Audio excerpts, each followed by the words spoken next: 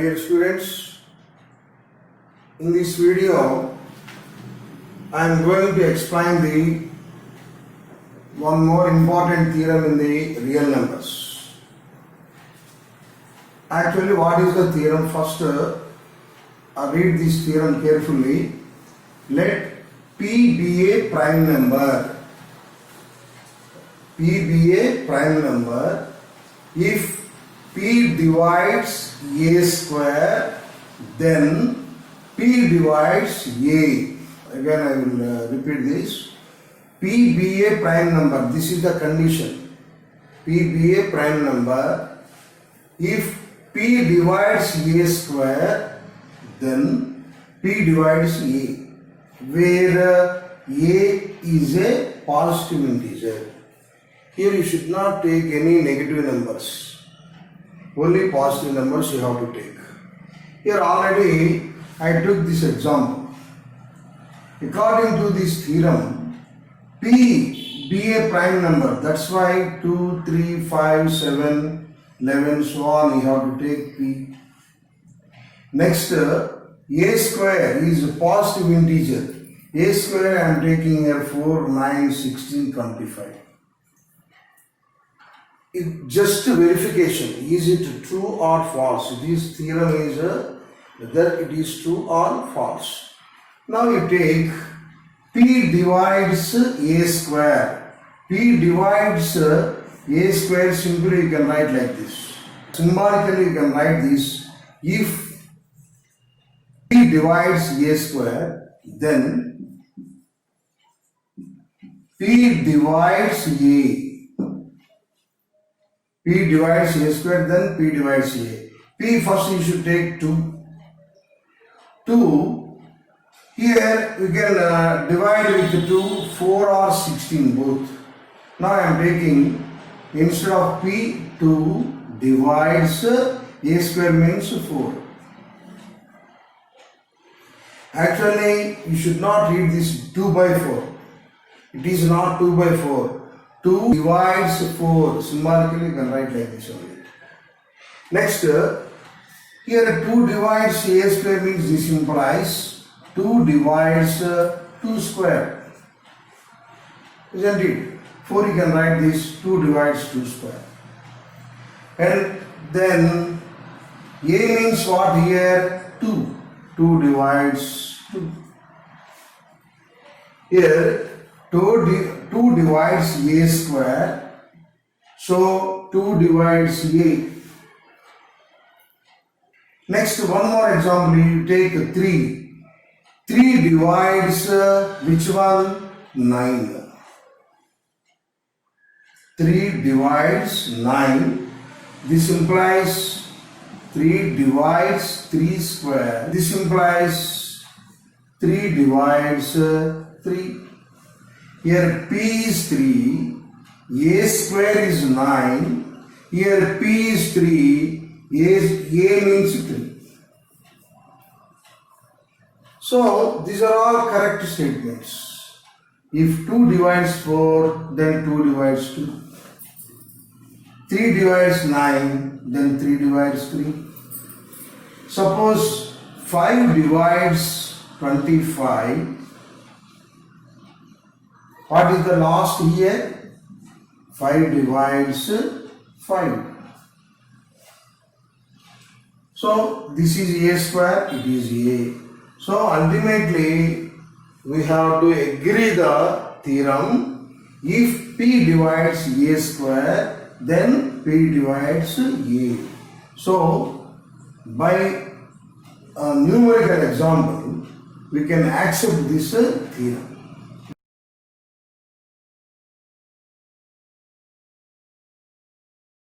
My dear students, here this is one more important question in the real numbers. Prove that root 2 is irrational. Already we know root 2 is a irrational number. Because what is the meaning of irrational number? The number which we cannot express in P by Q form. which we cannot express in P by Q form is called irrational number. Which we can express in P by Q form, that is rational number. Only two types of numbers, whether it is rational or irrational. Already we learned these definitions in the previous classes. But what is the proof here actually? Here generally think root 2 is irrational number because root 2 is not having fixed value. If you try to find the square root, 1.414, it comes so many numbers like that. So we can't write in P by Q form. Generally we can accept this concept. But what is the proof here? We have to give the reasons.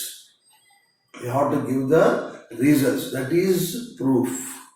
Here generally any theorem or any statement, generally we are proving by two methods. What are the two methods? Direct method and indirect method or contradiction method. Direct method means we have to agree the given statement. Here every statement has two parts. One is given part and one more is conclusion part. Given part we should not change. Conclusion part we are assuming the another conclusion also. When we are proceeding by given orders to reach the conclusion. Suppose I will give you one example. The length of the square is 10. What is the area of the square? Here what is the given here? Length of the square is given. What is the conclusion? To find the area. According to the given, we can write the formula. We can easily find the area of the square. 10 into 10 because area of square is side into side. Directly we can solve this problem. This is called direct method. Sometimes it is not possible. In those cases we can follow the contradiction method. What is the contradiction method? This is also called indirect method. Here we are following the contradiction method. Contradiction method means here root 2 is irrational number. We are assuming root 2 is rational number. Rational number. Actually given is irrational number. We are assuming new conclusion. That is rational number. We can proceed the solution. In the solution we can get the contradiction. When we are following the steps, we can get the contradiction. I will show that what is the contradiction we can get. Here actually we are assuming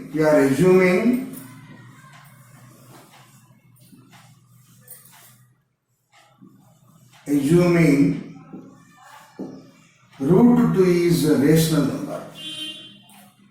Every rational number we can write in P by Q form. So root 2 is equal to P by Q. Q not equal to 0. This is the condition.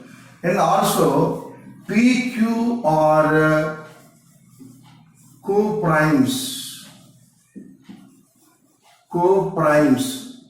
See here carefully. This is the condition.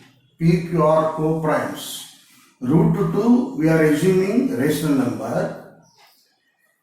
We can write every rational number in P by Q form. So PQ are co-primes. What is the meaning of co-primes? Co-primes means P and Q are having common factor 1. You remember this. It is nothing but simplest form. Here now you proceed the next step, taking cross multiplication. Root 2q is equal to p, cross multiplication.